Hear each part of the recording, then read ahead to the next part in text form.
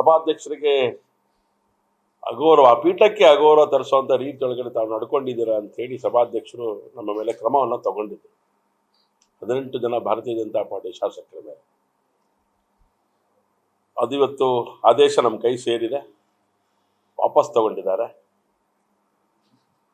ತಗೊಂಡಿದ್ದಾರೆ ಅಂತ ಆದಾಗ ನಮಗೆ ಸಂತೋಷ ಆಗಿದ್ದೇನಪ್ಪ ಅಂತ ಹೇಳಿದ್ರೆ,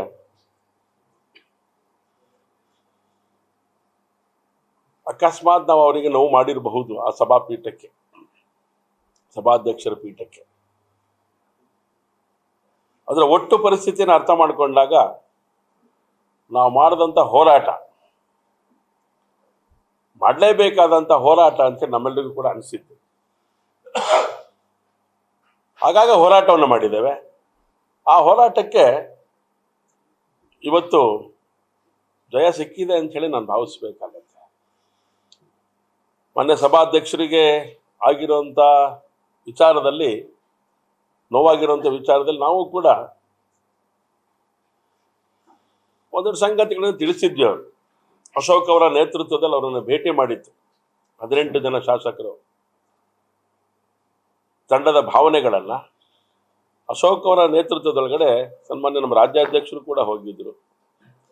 ಆ ಸಂದರ್ಭದಲ್ಲಿ ಅವರನ್ನು ಭೇಟಿ ಮಾಡಿದಾಗ ಅವತ್ತು ಕೂಡ ಅವರು ಒಂದೊಳ್ಳೆ ಮಾತುಗಳನ್ನು ಹೇಳಿ ಕಳಿಸಿದ್ರು. ಇದರಲ್ಲಿ ಹಠ ಏನಿಲ್ಲ, ಸಿಟ್ಟೇನಿಲ್ಲ, ದ್ವೇಷ ಏನಿಲ್ಲ ಅನ್ನೋಂಥ ಮಾತನ್ನ ಯೋಚನೆ ಮಾಡೋಣ ಅನ್ನೋಂಥ ಮಾತನ್ನ ಸಭಾಧ್ಯಕ್ಷರು ಹೇಳಿದ್ರು ಅಂತೇಳಿ ಅಶೋಕ್ ಅವರು ನಮಗೆ ಹೇಳಿದಂಥ ಸಂಗತಿ. ಅದಾದ್ಮೇಲೆ ರಾಜ್ಯಪಾಲರನ್ನು ಭೇಟಿ ಮಾಡಿದ್ವಿ. ಅಮಾನತ್ ಮಾಡಿರುವಂಥದ್ದು ಸರಿಯಾದಂಥ ಕ್ರಮ ಅಲ್ಲ ಅಂಥೇಳಿ ರಾಜ್ಯಪಾಲರಿಗೆ ಭೇಟಿ ಮಾಡಿದಾಗ ರಾಜ್ಯಪಾಲರು ಕೂಡ ಸಲಹೆಗಳನ್ನು ಕೊಟ್ಟಿದ್ದಾರೆ.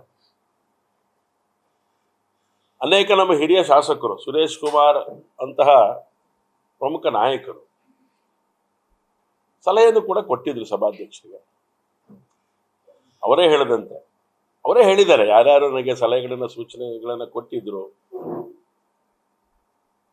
ಯಾಕಂದ್ರೆ ಅವರ ಆದೇಶಕ್ಕೆ ಮೂಗು ತೂರಿಸುವಂತ ಸಂಗತಿ ಇಲ್ಲ ನಮ್ಮ ವ್ಯವಸ್ಥೆ ಒಳಗಡೆ. ಆದರೆ ಅವರಿಗೆ ಸಲಹೆ ಕೊಡ್ಲಿಕ್ಕೆ ಅವಕಾಶಗಳಿದ್ದರಿಂದ ಎಲ್ಲರೂ ಕೂಡ ರಾಜ್ಯಪಾಲ ಆದೇಶ ಸಲಹೆಯನ್ನು ಕೊಟ್ಟಿದ್ರು. ಆ ಸಲಹೆಗಳನ್ನು ಗಮನದಲ್ಲಿ ಇಟ್ಟುಕೊಂಡು ನಾನು ನಿರ್ಣಯ ಮಾಡಿದ್ದೇನೆ ಅಂತ ಮಾತನ್ನು ಸಭಾಧ್ಯಕ್ಷರು ಹೇಳಿದ್ದಾರೆ. ಹಾಗಾಗಿ ಅವರಿಗೆ ಮತ್ತೊಮ್ಮೆ ನಾನು ಅಭಿನಂದನೆಗಳನ್ನು, ಕೃತಜ್ಞತೆಗಳನ್ನು ಸಲ್ಲಿಸ್ತೇನೆ. ಆದರೆ ಇನ್ನೊಂದು ನೋವು ಉಳ್ಕೊಂಡಿರೋದು ಅಂತ ಹೇಳಿದ್ರೆ ಹನಿ ಟ್ರ್ಯಾಪ್ ಹಗರಣ. ಆ ಹನಿ ಟ್ರ್ಯಾಪ್ ಏನಿದೆ ಅದು ಚರ್ಚೆಗೆ ಬಂತು. ಇವತ್ತು ಹಾಗೆ ಮಾಯ ಆಗಿ ಹೋಗ್ಬಿಟ್ಟಿದೆ. ಅದು ನಡೀತೋ ನಡೆದಿಲ್ವೋ, ರಾಜಣ್ಣ ಅವರಿಗೆ ಆಗಿರುವಂಥ ಆಘಾತಗಳೇನಿದೆ ಅದಕ್ಕೆ ನ್ಯಾಯ ಸಿಕ್ತೋ ಇಲ್ವೋ, ಇನ್ನೂ ನಿಗೂಢವಾಗಿರುವಂಥ ಒಂದು ರಹಸ್ಯವಾಗಿ ಉಳ್ಕೊಂಡಿದೆ.